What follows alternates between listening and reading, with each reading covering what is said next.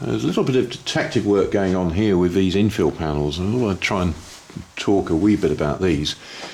From a consent viewpoint, if you're going to take panels out, one of the most important things you've got to do is justify why you're taking the panels out and why you're going to replace them and how you're going to replace them. And you've got to justify based on what used to be here.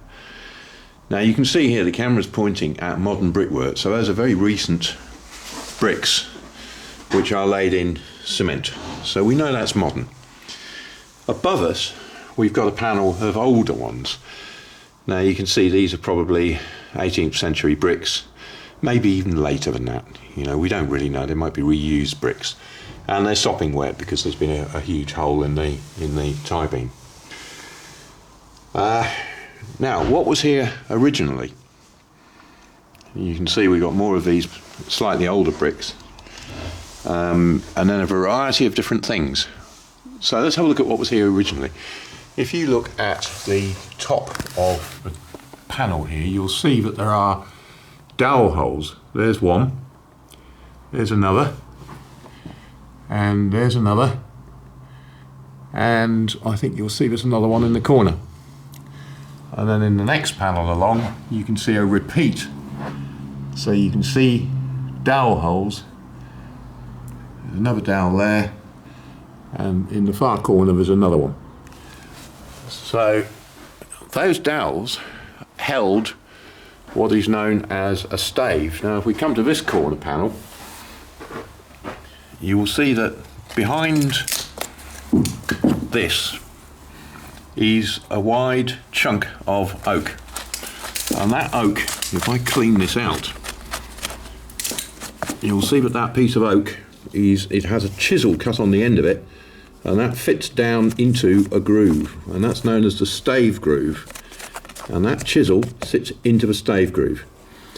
Now what we're looking at here is a little bit of a hybrid repair that's been done, I don't know, probably early Victorian times, because it has got lath on it.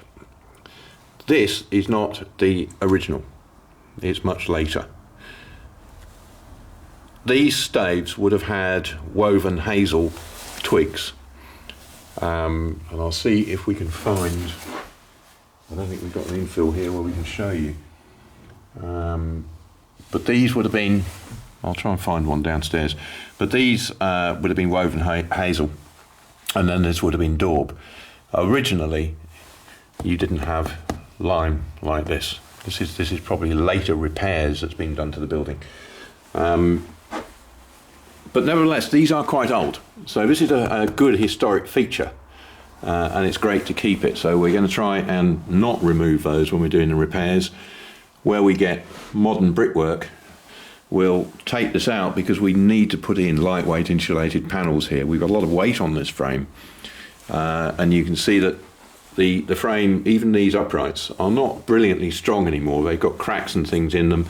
The joints here have been weathered out on the other side, so these are structurally not as good as they used to be. So the less weight there is on this frame, the better. So if we take the brickwork out, reduce the weight on the frame and put a lightweight insulated panel, not only does it structurally enhance the building because it's got less weight on it, but it also adds a degree of insulation. And obviously this is not very thermally efficient. You can see there's air gaps and holes all the way through it. It ain't going to be very warm in here in the winter. So we will, by putting lightweight insulated panels, we'll make it warmer. If we come across here, you'll see a lot more brick. This is brick on edge. So there's all sorts of different things in here. We've got brick on edge up there, on edge, and then down here there's an original panel. This is lime again, so this is one of the replaced panels.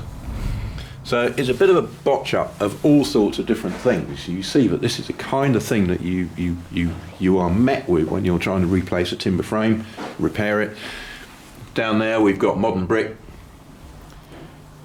Up here we've literally just got a lump of lime and brick. So there's, behind this there is actually some pieces of brick. You can see the brick there, and this is all brick and there's a bit of lime on the inside of it. So that's probably Victorian repairs.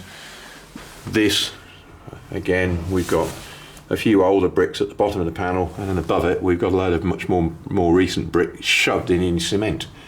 So it's really not very pleasant. So we'll take all of this out, take the weight off it, and then sort out the tie beam. And there is the big tie beam, which is full of cracks. It's completely gone. There's very little structural integrity to it at all. It runs right across here. You can see there that if you look through the hole, there is absolutely nothing left of that tie beam. So what we'll do is take it out and replace it, because obviously if a tie beam can go that way, it can flex because of the joints being broken. It's able to then pull away from the purlins, and these big beams here are then unsupported, so the house starts to collapse. So we need to tie these back to the tie beam itself. And you can see these beams here, very wide chamfer. And basically the wider the chamfer, the older the beam.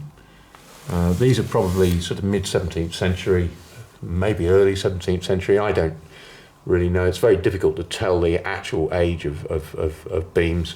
Sometimes you get to timber dating. You could drill these and you could try and do some tree ring dating on them, which would give you a better age for them.